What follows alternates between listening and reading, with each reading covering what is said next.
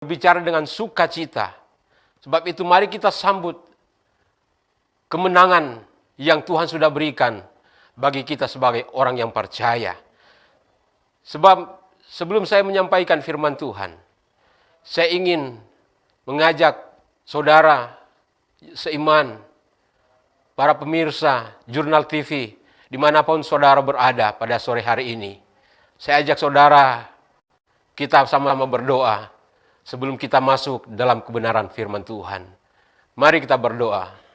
Bapa, di dalam nama Yesus Kristus, di sore hari ini kami patut bersyukur karena Engkau Allah kami yang hebat, Engkau Allah kami yang dahsyat. Sore ini kami sadari kalau Tuhan tidak menyertai kami, maka kami tidak dapat berjumpa dengan satu sama yang lain, bersama dengan pemirsa Jurnal TV dimanapun mereka berada. Tapi karena kasih karunia Tuhan, dengan anugerah Tuhan, kami dapat berjumpa lewat tayangan yang ada pada sore hari ini. Kami rindu mendengarkan suara firman-Mu, karena kami haus akan firman-Mu. Firman-Mu yang akan menguatkan kami, firman-Mu yang akan memberikan kekuatan, bahkan akan memberikan kesehatan bagi kami di saat kami menghadapi dunia yang tidak menentu ini. Terima kasih Bapa di sorga. Kami siap dengar firman-Mu, mengucap syukur. Dalam nama Yesus kami berdoa. Haleluya. Amin. Mari Bapak Ibu, saya kasih dalam Tuhan Yesus Kristus, kita akan membuka firman Tuhan yang saya akan ambil dalam kitab Injil Matius. Injil Matius pasalnya yang ke-28, ayatnya yang ke-5 sampai ayatnya yang ke-6. Di sana saya akan membaca firman Tuhan sebagai berikut. Akan tetapi malaikat itu berkata kepada perempuan-perempuan itu, "Janganlah kamu takut, sebab aku tahu kamu mencari Yesus yang diselipkan itu. Ia tidak ada di sini, sebab ia telah bangkit, sama seperti yang telah dikatakannya. Mari, lihatlah tempat yang ia berbaring." Puji Tuhan. Bapak Ibu yang saya kasih dalam Yesus Kristus, kalau kita lihat dalam setiap tulisan dalam firman Tuhan, ada 4 Injil yang menyampaikan dengan hal yang sama. Berita sukacita, berita kemenangan tentang bagaimana Yesus sudah bangkit, kalahkan maut. Pemirsa Jurnal TV dimanapun saudara berada pada sore hari ini. Pada saat sore hari ini saya akan memberikan tema firman Tuhan, yaitu Yesus sudah bangkit. Suasana hari-hari ini masih suasana Paskah. Masih suasana kemenangan, suasana sukacita bagi orang-orang yang beriman kepada Yesus Kristus. Sore hari ini kita akan lihat bagaimana karya Tuhan yang indah, yang Tuhan sudah kerjakan dalam kehidupan setiap orang yang percaya.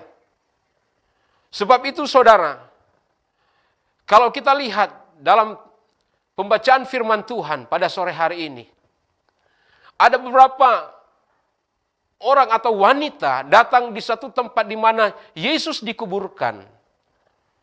Tetapi mereka tidak menemukan apa-apa. Justru mereka melihat tempat di mana Yesus dibaringkan itu sudah kosong. Dan lebih terkejutnya lagi, mereka berjumpa dengan yang tidak mereka tahu siapa orang itu. Itulah malaikat Tuhan. Dan dia berkata, "Aku tahu siapa yang kamu cari. Yesus. Ingat, dia sudah bangkit seperti apa yang dia sudah katakan." Tetapi saudaraku yang saya kasih dalam Yesus Kristus, sebelum Yesus bangkit, ada sekian banyak orang ingin mau merekayasa akan bagaimana Yesus yang sebenarnya. Mereka mau membuat berita yang tidak benar, bohong, hoax. Sehingga Alkitab katakan di dalam kitab Injil Matius masih pasal yang sama. Di ayatnya yang ke-11, di sana ada satu berita dusta mahkamah agama. Mereka mau membuat suatu rekayasa. Sehingga mereka mau memberikan bayaran kepada serdadu. Supaya apa, saudara? Supaya berita kemenangan itu, berita sukacita itu tidak akan dikumandangkan. Bapak Ibu yang saya kasih dalam Yesus Kristus. Mengapa Yesus harus bangkit? Mengapa Yesus itu bangkit? Iya kan? Tentunya kita akan bertanya-tanya. Tetapi saudara tidak perlu khawatir. Karena sore hari ini, saya sebagai hamba Tuhan akan menyampaikan pesan-pesan Tuhan lewat firman Tuhan pada sore hari ini. Firman Tuhan berkata di dalam Injil Matius tadi, bagaimana Tuhan berkata, apa yang dia pesan-pesan dia sebelum dia meninggal atau sebelum dia salibkan, bahwa dia akan bangkit pada hari yang ketiga. Dan bukti itu sudah digenapi oleh Tuhan. Bapak Ibu yang saya kasih dalam Yesus Kristus. Untuk apa Yesus bangkit? Ada 3 hal yang ingin pesan Tuhan sampaikan bagi kita lewat saya, hamba Tuhan. Kita lihat bagian yang pertama. Di dalam Roma pasal yang pertama ayat yang keempat. Di sana dikatakan, dan menurut roh kekudusan dari antara orang mati, bahwa ia adalah anak Allah yang berkuasa. Yesus Kristus Tuhan kita. Saudara yang saya kasih dalam Yesus Kristus. Bagian yang pertama, untuk membuktikan dia anak Allah yang berkuasa. Saya sudah katakan tadi, untuk apa Yesus harus bangkit? Bagian yang pertama saya sudah sampaikan bahwa untuk membuktikan dia adalah anak Allah. Sudah saudara katakan, saya sudah tekankan pada ayatnya yang keempat di pasal yang pertama di dalam Roma. Dikatakan di sana bahwa, dan menurut roh kekudusan dinyatakan oleh kebangkitannya dari antara orang mati, bahwa ia adalah anak Allah yang berkuasa. Yesus Kristus Tuhan kita. Dia yang berkuasa. Sebab itu saudara yang saya kasih dalam Yesus Kristus. Alkitab katakan di dalam kitab Ibrani pasalnya yang ke-13, ayat yang pertama. Saudara perlu catat sore hari ini. Apa yang dikatakan di dalam Ibrani pasal yang ke-13 ayat pertama. Di dalam kitab Ibrani pasal yang ke-13 ayat yang pertama dikatakan di sana, Yesus Kristus tetap sama, baik kemarin maupun hari ini dan sampai selama-lamanya. Artinya apa? Artinya bahwa kuasa Tuhan itu tidak pernah berubah. Mengapa? Karena dia omnipresence. Dia maha hadir. Di mana ada umat membutuhkan dia, di situ dia. Yang menjadi suatu pertanyaan, sampai di manakah imanmu kepada Yesus Kristus, Hatala itu? Bapak Ibu yang saya kasih dalam Yesus Kristus, pemirsa Jurnal TV dimanapun saudara berada. Sore hari ini, kabar kemenangan, kabar sukacita, lewat Paskah, kita sudah menerima berkat dari Tuhan. Kita lihat bagian yang kedua. Apa yang dikatakan oleh Tuhan. Yang perlu saudara ikuti dan perlu saudara teladani. Kita lihat di dalam 1 Korintus pasalnya yang ke-15, ayatnya yang ke-54 sampai 55. Di sana dikatakan begini. Dan sesudah yang dapat binasa ini mengenakan yang tidak dapat binasa, dan yang tidak dapat mati ini mengenakan yang tidak dapat mati, maka akan genaplah firman Tuhan yang tertulis, maut telah ditelan dalam kemenangan. Hai maut, di manakah kemenanganmu? Hai maut, di manakah sengatmu? Bapak Ibu yang saya kasih dalam Yesus Kristus. Bagian yang kedua, di dalam firman Tuhan pada sore hari ini, untuk apa Yesus bangkit? Untuk apa saudara? Membuktikan Yesus sanggup mengalahkan kuasa maut. Amin. Alkitab sudah katakan, hai maut, di manakah kemenanganmu? Hai maut, di manakah sengatmu? Sengat maut sudah ditelan oleh kemenangan Paskah. Paskah itu terjadi pada saat Yesus, pada masa dia sementara mengalami suatu perjalanan, sementara di saat ia mau disalibkan. Mulai dari saat itu, dia sudah mulai alami, dan saya mau katakan, itulah yang namanya Paskah. Di saat dia ada di Taman Getsemani, ada satu pergumulan yang berat. Untuk apa dia berdoa? Untuk saudara permisa dan saya yang ada pada sore hari ini. Dia mengasihi saudara. Saudara yang saya kasih dalam Yesus Kristus. Terbukalah untuk Tuhan. Buka hati untuk Tuhan. Berikan yang terbaik sama Tuhan. Kalau engkau mempunyai pergumulan, bawa kepada Tuhan. Kemenangan sudah dikalahkan oleh Yesus lewat kayu salib. Dan dia sudah bangkit. Kemenangan itulah Paskah. Kemenangan itulah sukacita bagi orang percaya. Sebab itu, kalau Yesus katakan, hai maut, di mana kesengatmu? Bagian yang kedua ini membuktikan Yesus sanggup mengalahkan kuasa maut. Karena dia adalah maha kuasa. Dia adalah omnipresence. Tidak ada dunia yang ada di kolong langit ini yang dapat membatasi akan kedaulatan, kemahkuasaan, supranatural, kealahan itu Yesus Kristus. Enggak ada saudara. Sebab itu saudara yang saya kasih dalam Yesus Kristus. Di dalam kitab Ayub, Ayub sendiri berkata dalam pasalnya yang ke-19, ayatnya yang ke-25. Apa yang dia katakan? Tetapi aku tahu penebusku hidup.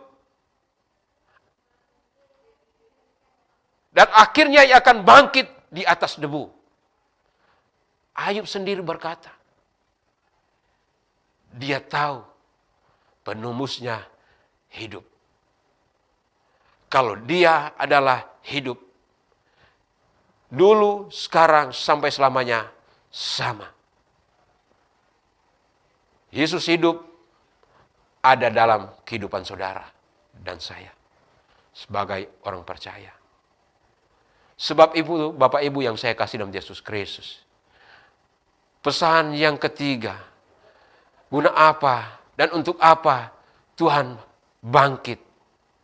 Tentunya demi saudara dan saya sebagai orang yang dikasih oleh Tuhan. Sebab itu saudaraku yang saya kasih dalam Yesus Kristus.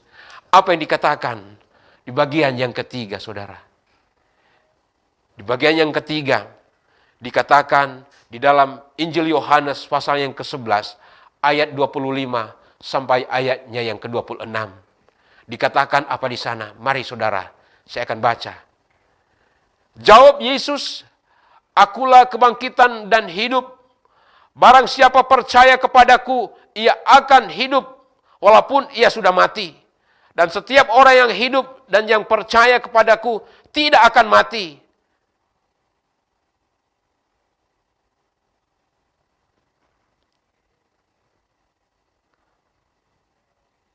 Selama-lamanya. Percayakah engkau akan hal ini? Siapa yang hidup dan yang percaya kepada Yesus Kristus, Alkitab katakan dia akan hidup. Percayakah engkau akan hal ini? Ini satu pertanyaan yang disampaikan oleh Tuhan. Adakah imanmu kepada Tuhan? Adakah imanmu hanya tertuju kepada Tuhan? Bapak Ibu yang saya kasih dalam Yesus Kristus. Bagian yang ketiga, untuk apa Yesus bangkit? Yesus bangkit membuktikan dia Allah yang hidup. Yesus bangkit membuktikan bahwa dia adalah Allah yang hidup. Kalau dia adalah Allah yang hidup, jangan sekali-kali saudara mempertanyakan kedaulatan kuasanya. Amin. Karena dia hidup. Alkitab katakan dalam Injil Yohanes, akulah kebangkitan dan hidup. Kalau kita percaya kepada Yesus yang hidup, Yesus yang bangkit, Yesus yang kalahkan maut, jangan lagi mempertanyakan kuasanya, amin. Percaya sungguh-sungguh, beriman. Saya mau kasih kepada saudara hal-hal yang dahsyat, membuktikan bahwa dia anak Allah yang hidup. Dia membuktikan bahwa dia itu hidup, bukan mati. Bapak Ibu yang saya kasih dalam Tuhan Yesus Kristus, kita lihat di dalam 1 Korintus pasalnya yang ke-15 ayatnya yang ke-6. Saudara, kita lihat dan saudara dengar baik-baik pembacaan firman Tuhan. Sesudah itu, ia menampakkan diri kepada lebih dari 500 saudara sekaligus. Kebanyakan dari mereka masih hidup sampai sekarang. Tetapi beberapa di antaranya telah meninggal. Saudara, di sini ditekankan oleh firman Tuhan. Yesus menunjukkan pribadinya, menunjukkan kepada, bukan hanya kepada 2-3 orang, tetapi sekaligus 500 orang. Itu satu bukti bahwa dia hidup. Kalau kita kembali dalam pembacaan firman Tuhan yang saya katakan tadi awal, sebelum Yesus bangkit, mereka sudah mau merancangkan sesuatu hal rekayasa, mau membuat suatu hal yang tidak berbuat baik. Tetapi saudara, saya sudah katakan kembali tadi bahwa mereka tidak bisa menahan akan kekuatan supranatural. Sehebat apapun manusia, dia tidak bisa menahan kuasa Tuhan. Sekuat Simpson sekalipun, dia masih manusia seperti saudara dan saya. Bapak Ibu yang saya kasih dalam Yesus Kristus, Alkitab tegaskan di dalam 1 Korintus pasal yang ke-15 ayat yang ke-6. Yesus membuktikan dia adalah anak Allah yang hidup. Dia menunjukkan dirinya kepada 500 orang.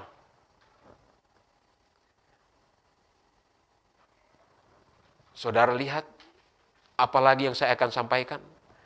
Di dalam Injil Lukas, pasalnya yang ke-24, ayatnya yang ke-36 sampai ayatnya yang ke-43, Yesus menunjukkan hidupnya kepada 11 murid Yesus. Sebab itu saudaraku yang saya kasih dalam Yesus Kristus, kita bersyukur kepada Tuhan karena Tuhan itu baik. Kemenangan sudah menjadi bagian saudara dan saya. Yesus sudah membuktikan bahwa dia hidup. Sebab itu pesan-pesan saya sebagai hamba Tuhan bagi pemirsa Jurnal TV dimanapun saudara berada. Di hari-hari ini dunia diguncang dengan virus corona atau COVID-19. Tapi saya mau katakan, dalam situasi kondisi sekarang ini, kita tetap semangat, jangan takut. Amin. Kita hadapi bersama dengan Tuhan. Seperti firman Tuhan katakan, hati yang gembira adalah obat. Tuhan tetap menyertai saudara, pemirsa dimanapun saudara berada. Haleluya. Kami bersyukur Tuhan, karena Engkau sungguh baik. Engkau sungguh baik bagi kami. Kami sudah mendengarkan suara kebenaran firman-Mu yang sudah disampaikan oleh hamba-Mu. Pesan-pesan Tuhan yang begitu baik, yang begitu indah. Kami sudah dengar pada sore hari ini. Kabar sukacita sorga kami sudah dapati dan itu akan bertumbuh dalam hidup kami. Kami berdoa dalam nama Yesus. Bagi seluruh karyawan Jurnal TV, bahkan setiap orang yang mendapat mendengar akan firman Tuhan, Tuhan Yesus memberkati mereka semua. Bahkan kami berdoa pada sore hari ini, biarlah Tuhan, Engkau yang menjamah setiap kehidupan kami. agar kami terhindar dari setiap malapetaka, dari setiap virus corona yang akan membahayakan kehidupan kami. Inilah doa kami Tuhan. Kami sampaikan dan kami akhiri ibadah kami sore ini. Di dalam nama Tuhan Yesus kami berdoa. Haleluya. Amin.